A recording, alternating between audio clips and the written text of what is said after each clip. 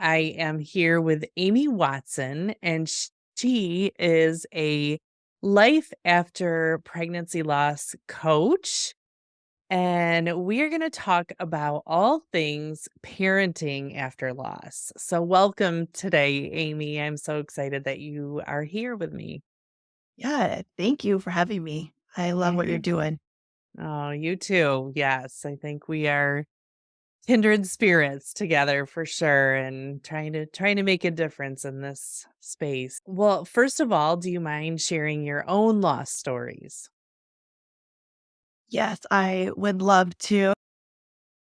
So I'm not sure when this will air, but in mid-March, I'm coming up on 10 years since my daughter was stillborn.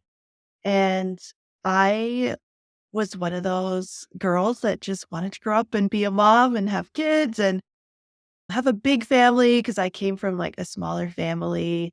And I just thought it would be so fun to have a big family. So I had four little girls in 6 years. Hmm. And then a little later on, we were pregnant and we were going to have our fifth girl, which was, it's so funny when it just keeps happening and happening and all these girls. And so we've got all the totes full of pink clothes and all the things. And everything was going great throughout the whole pregnancy.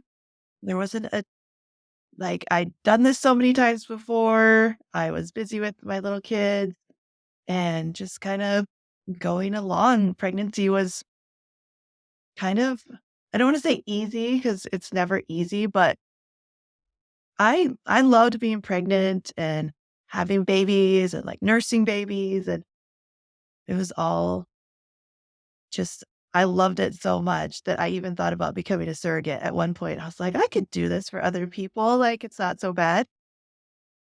But then we kind of got to the very, very end. My mom had flown into town to watch the kids whenever we went to the hospital. We had washed all those clothes. Like I said, we had saved all these baby clothes and we washed them in the draft and we put the car seat in the car and we went out for this hike at a national park that we live near, having a beautiful day and thinking maybe I'll walk this baby out. And some things happened. And eventually I realized I haven't felt her kicking for a little while. And but that had happened before because I had so many babies, and they have this little, like, buzzer. It's almost like the old Taboo buzzer, where it's just like, "Rrr," and they would put it on your stomach, and the baby's fine, they were just sleeping. So I was concerned, but I wasn't, you know, like, I didn't think the worst. I Mhm. and we actually called to go in to get checked because I had an appointment the next day. I was 39 and a half weeks, but I was like, "Oh, let's just go get checked because I don't know." And yeah, we went in and like many of your listeners would understand, they put the Doppler on. And actually he had done like all the stuff, like all the all the things, and then gets the Doppler out, no heartbeat. Mm. But they're like, well, let me grab the ultrasound. So they had this little in office laptop ultrasound and does that and like nothing and still doesn't say anything. And then says, hey, let's go over to the hospital. It's just across from the clinic. Let's go to the big ultrasound. And I remember sitting in that room waiting to go into the ultrasound and just being really, really quiet. Everyone's experience is different. For me, I just was really quiet. And my first thought was, how are we going to tell our kids this? It's like they thought we were going to the hospital to have their baby sister. And they were like 9, 8, 6, and 3, somewhere in there. My 3-year-old had been to every appointment with me. She'd gotten to put the Doppler on. She was my little buddy.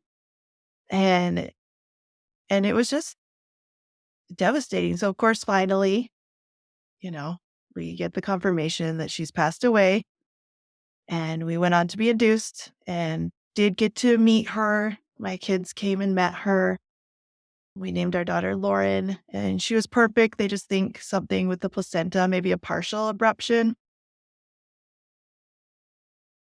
And yeah, that's what launched me into kind of my journey of loss and yeah. Ugh.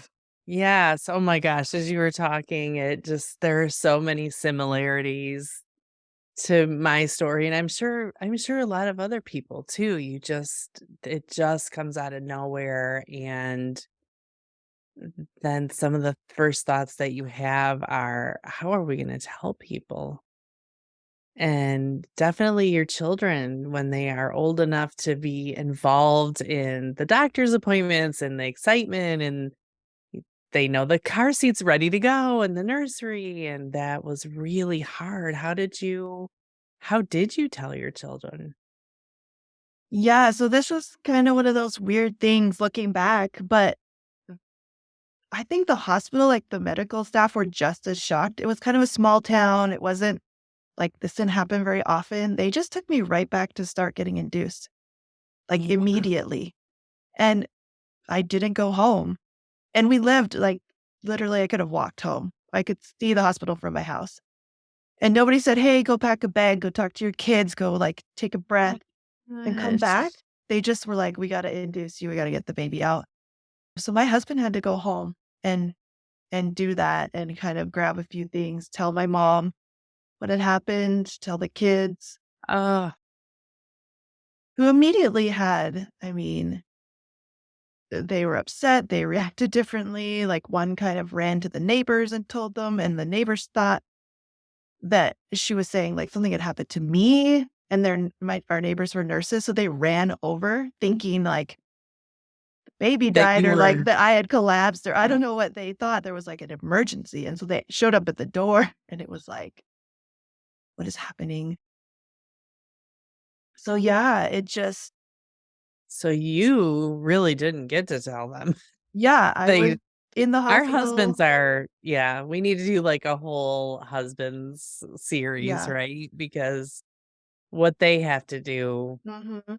yeah, Yeah, for it's sure. not easy either. Yeah, so then yeah, I just got to see them. I mean, I'm trying to think if I even called them during that time, like during labor and stuff. But yeah, they came over in the morning and just to we had a photographer that came and to give them a little bit of time to meet their sister, and they're all different. Some of them really wanted to hold the baby, like our littlest one, she just couldn't get enough. It was like just as if the baby was alive, she just wanted to hold her the whole time. And then we had another daughter that just was so heartbroken and just was kind of hanging on to grandpa's leg and, just trying to process. And we didn't push her to do that, Mhm. but we just tried to kind of make some memories there and have that time and help them understand. And then went home and we're planning a burial. So, Mm, yeah. mm, yeah. So, almost 10 years later, what is their memory of that time? Yeah. And I have to, I mean, I'll add, and we can talk about it after too, but I did go through another loss too, like a miscarriage, which was a whole other Right. situation. But yeah, I mean, they were really, really sad. Mhm. They were really sad. And, Yeah. but they're also kids. I think kids process grief a little bit Yeah. differently, where they'd be sad or they'd ask questions and then they'd go play with their friends or, you know, we had Yeah. lost our daughter during spring break. And so I had to call all their teachers and let them know, like, hey, this is what happened because we lived also it's small town life Small again. town. Yeah. Everyone knew. Everyone knew. They even on their way to come and see me, they went to the grocery store to get flowers. And the like, cash register lady said, "Did your mom have the baby?" To my Oh, children. yeah. And so it's like, yeah, they have to navigate like as much as adults we Sure. those questions. It's like they do too. So yeah, we had it was just I mean, that was something that was really important to me was how do I help them through this? Yeah. And so I was kind of like reading the books and looking up online and trying to figure out how do you help children understand like death, the permanence of death? How do I Yeah. explain it? How do I make a space that's safe for them to say how they're feeling? And so it just, yeah, it really depended on the day. And we just all kind of, got through it one minute at a time. So what overarching advice would you have then? I mean, my children were quite a bit younger, so there were questions that would come up, and but with yours being a little bit older, they're probably did they have a lot of questions? I mean, do you recommend just answering their questions? What is your advice, I guess, Yes. for And I getting through that? love this question. Like, and I've thought a lot about it and I've taught a lot about it. So I do have just a few really simple things because again, when you're grieving, number one, be so patient with yourself. Like you haven't done this before, probably haven't had to explain a pregnancy loss of the death Yeah. of a baby to your little child that's staring at you or even a child that comes after. So just be really kind to yourself and it's okay. Well, it's more than okay for them to see you have emotions and to Yeah. be sad and to cry, and you don't have to hide that from them, right? Because when you hide it or when you push it down, like they see that and they sense that, like no matter what age, right? They're kind of looking to you for guidance. So it's okay to be a little bit of a mess and um if you're dealing with hormones, you're probably like exhausted, you've got all these things going on, you're grieving. Just be really kind to yourself. None of us are going to be perfect parents, and that's not the goal. Like, the goal is to just take care of you and take care of your family the best that you can in a really difficult situation. Because I don't know why. I mean, I guess because we just put so much pressure on ourselves in so many ways, or we feel like, well, if I say the wrong thing or I do the wrong thing, like I'm going to mess these kids up or they're going to be in therapy later, or we say like, I don't know how to do this. I Mhm. think just let that thought that's what I do a lot with my clients. We talk about how we're thinking and how it affects us. So when you think, I don't know how to help my kids through this, it feels really helpless. So I would say, really just believe in yourself that you can figure this out, that you're going to figure this out together. It's not your job to fix it for your kids. Just like you don't want other people to fix it for you. That's something you got to do on your own. This is something that your children are going to need to process in their own ways. And also, a lot of times we have this belief that children shouldn't have to go through something this hard when they're young, right? Like that Mhm. we should put our kids in this bubble and maybe they have no Yeah. challenges until they're 18. Right. But what happens when we put kids in a bubble until they're 18? Like it doesn't usually end well, it doesn't go well. So just Yeah. just stop fighting that part where we're like, just they shouldn't have to do this. I love what you said about not hiding it from them, because I think if you do, then they're left with their feelings and they feel like something's wrong. Yeah. If they're the one crying or feeling sad and they're not even seeing you feeling sad. So yeah, and it's a big emotion. It's a big one for kids. So Yeah. that's it's so And good. it can be complicated because, like, depending how far along you were, Mm, they just like it's hard to conceptualize for us even and for a child, or maybe they didn't get to see the baby or, whatever it is, it's like they kind of knew they were going to get a sibling and now it's not there and mom and dad or parents are sad and they're just trying to figure that out. So, like you said, when they ask questions, I always say you don't have to have the answer. That's another part of being kind. Right? If they say, "Well, right. where's the baby now?"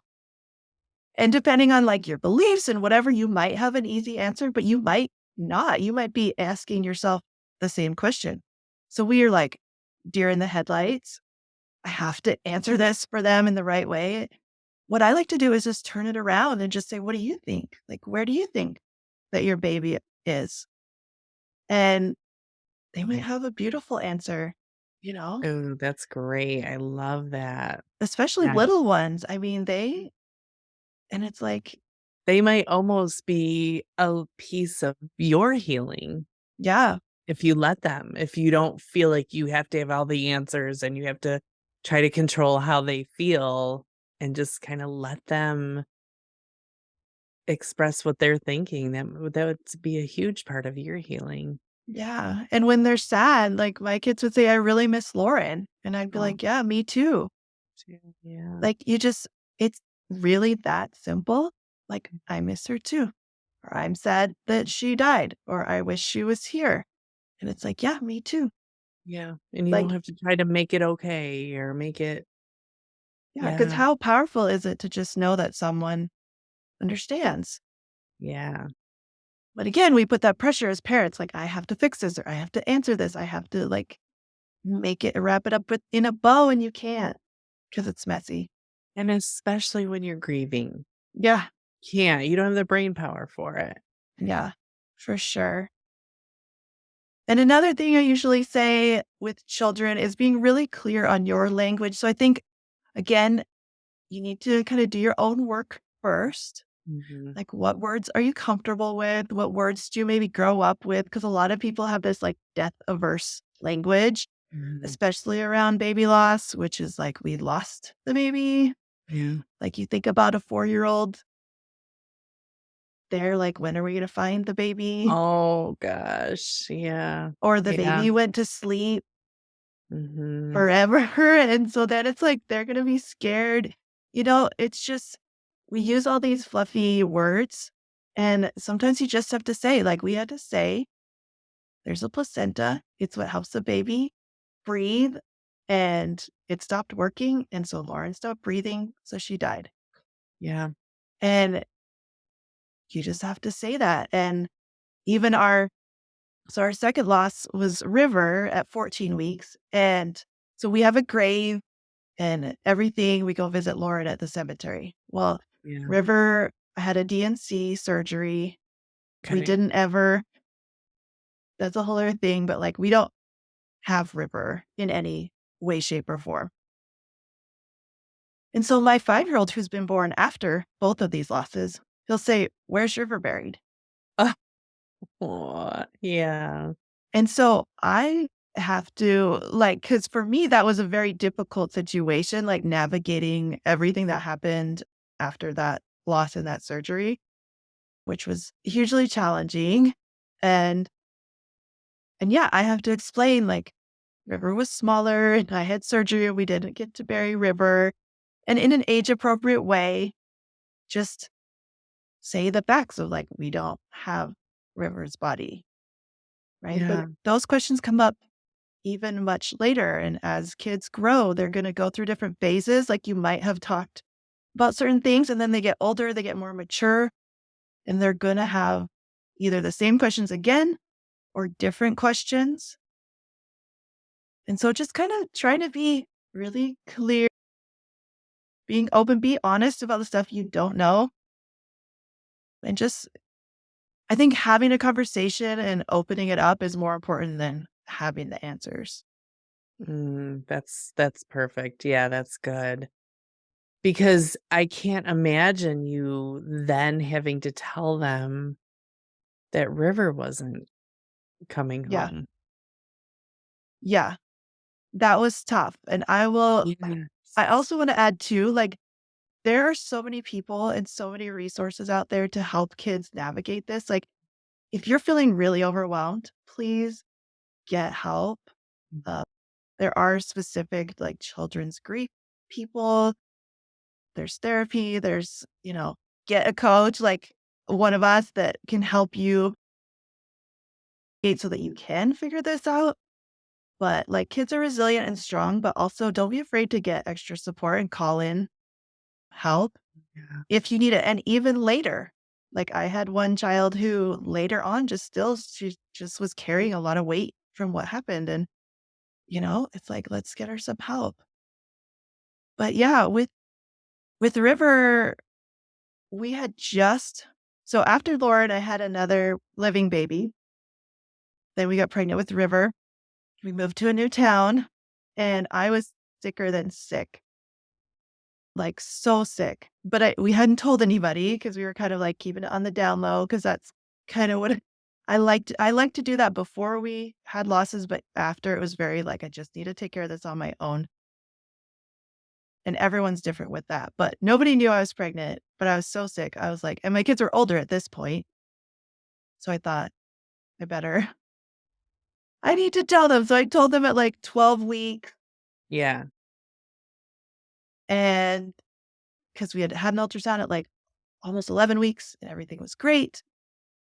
And I told them, and they were excited, and then at my 14-week appointment, no heartbeat, same thing, Yeah. Doppler, little ultrasound, big ultrasound, and it was just like, "What?" Yeah. So, yeah, so I got them little stuffed animals, like, I went to the doctor's appointment, I stopped on the way home and got little stuffed animals. Their dad was out of town at the time, so I did get to tell them, but got them something to hold and cuddle and just said, you know, "There's no Yeah. heartbeat, and we lost this baby too." And so my kids have said I actually interviewed them on my podcast, my girls, and they said, like, losing Lauren was more like losing a baby, like losing a Mhm. sister, and losing Right. River was like losing the idea of it because it was Oh, just I mean, they really only had 2 weeks to process, and it was yeah. gone, you Yeah, know? it was almost b as soon as they got used to the idea, it was already gone. Yeah, and then I had complications and had a lot of, like, hemorrhage during surgery, and so then there was, like they're worried about me, and it just like, it was Er, really jumbled and more complicated, but yeah, I mean, that was kind of oh the my same. You look at gosh. them I had one little Yeah. girl, she was into crocheting at the time, she was probably 11, 12. She had already started a little blanket, and when the baby died, she just stopped, Yeah. and so I have that little, like, Just little piece. 10 rows of crochet, yes, in our memory box, and it's like it's I said, "Do you wanna finish this? Do you wanna like, what do you wanna do with Yeah. it?" And she's just like, "I don't wanna finish it." It's like, Yeah. "Okay." But yeah, it's tough, and same with pregnancy after loss, like, they had those questions. "Is this baby gonna die too?" It's like, This "I don't know. I hope not."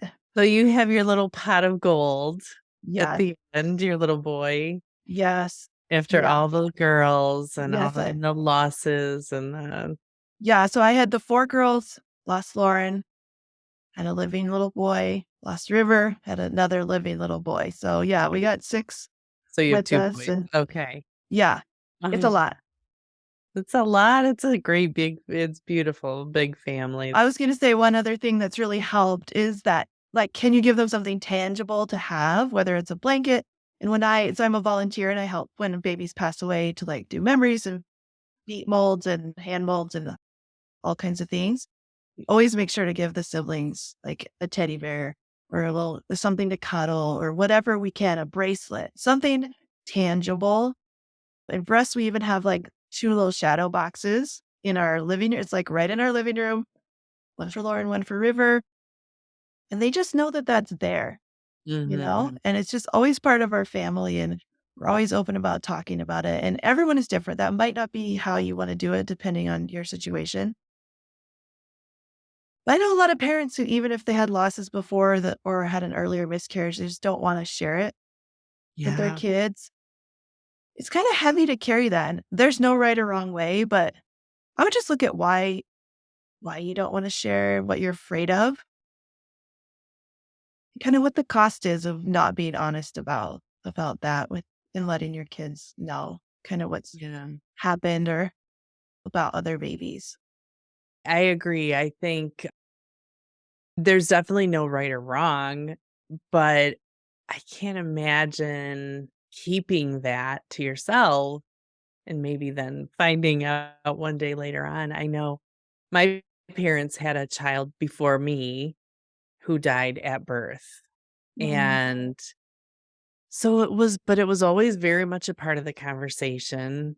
We would go visit her grave. We had a lot of curiosity about it growing up and wondered several times throughout our lives, like, "Oh, I wonder, oh, she'd be 16 today. I wonder what she would look like," or and I think it's healthy curiosity too. I do feel like it's something helpful for the whole family to kinda dream about it too. "Oh, I wonder what they would be doing today," or "What would they look like," or "What kinds of things would they like to do?" I like that you Or shared that because, yeah, you've lived it, like, you've been the child yeah, who knew there was a death in the family, and you can say, "What do I feel like my parents did well?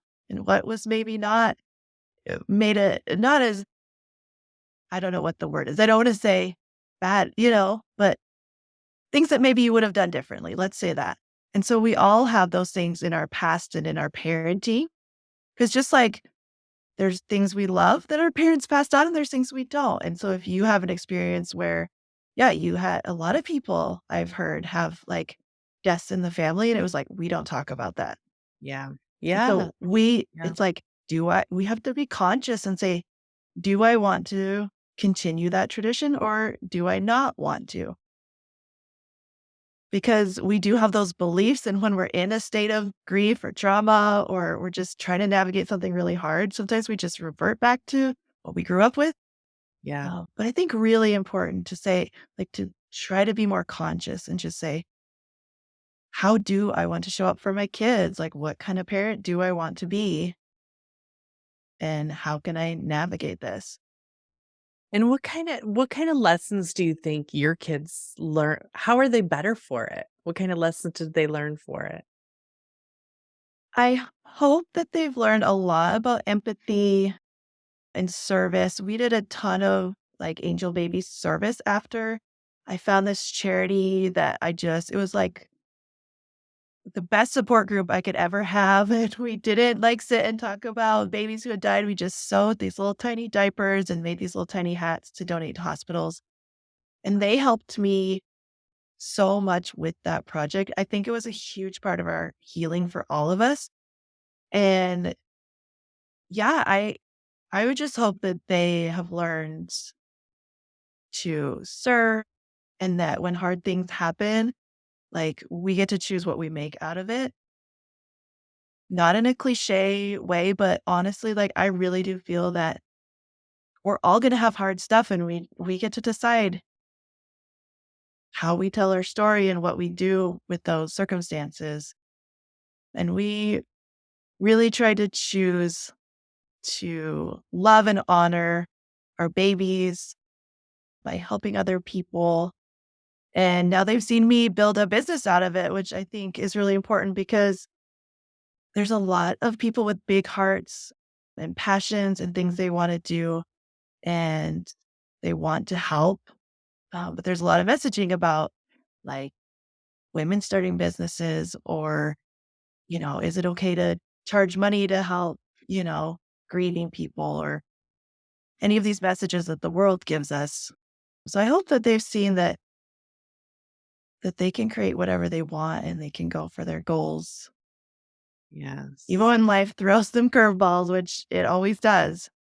And that's the predictable part about life, right? Is that it's going to be hard. There are going to be challenges, and while it's so unfortunate that all of our children, yours and mine together, or any children, have to deal with this and even have these kinds of experiences, I do believe that it does create a whole special feeling, Yeah. and a lot of, like you said, the empathy is really what shows up, I think, most of all.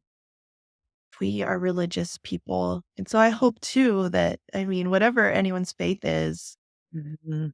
going through hard stuff really makes you ask questions. And sometimes it gets shaky for a while. But I would hope that my children would see that we turned towards our beliefs, even when it was really hard. Yeah. And that I think that that can be really comforting. Yes. So Definitely. Yes. Well, thank you so much for coming and sharing your story and for all of the amazing work that you do helping mamas. I know you are so busy. You're such a busy lady and you have the biggest heart and I know it's making a huge difference. So where can people find out more about you, more about how you can help and what you do? Yeah. Well, first, thank you for saying that. That's so kind. Life does seem overwhelming a lot, but I think when you just care so much, like I just want to help all the lost parents in the world and their families because I just don't want anyone to do it alone. Like Yeah, it feels there's so too much isolating, suffering. but Yeah. there's so many of us that have walked this path and we just want to help you. So I hope that everyone will look for the support that feels right to them. So you can find me. My website is smoothstonescoaching.com. I have an awesome free course on there, just right on the main page. It's like how to stop blaming yourself after loss. It's like a tiny little video course Awesome. because I feel like most people do It's blame important. Yeah. themselves. And even if in your head you're like, I know it's not my fault, but I still feel terrible. So that's going to explain why that is and how to stop it. And then I am on Instagram at amy.smoothstonescoaching. And I have a podcast also called Smooth Stones. And I basically share all my tools for life after baby loss. We talk about grief. We talk about a lot of things Right. because life after baby loss isn't just grief and it isn't just No. pain. It's like hitting your goals and organizing your house and parenting and trying again or not. There's so many things Mhm. that we talk about over there. There's a lot of living to do after baby loss, Yeah. but it definitely is different for a while, for sure. So, Yes. But I want to yes, give people well, hope too. Sorry. no, And you're you do good. too. Life is good and it's beautiful. Yeah, And if it feels like it's never going to get better, like I promise it gets better and you're gonna be okay. it does. Yes, down the road, here we are. We're holding up that flag for these people, and we know that life can be amazing, but you just need to get the help if that's something that you need for Mhm. sure. Yeah. So, well, thank you. I'll be sure to link all of your information in the show notes, and thank you so much, Amy, for being here. I really appreciate you. Yeah, of course. Thanks for having me.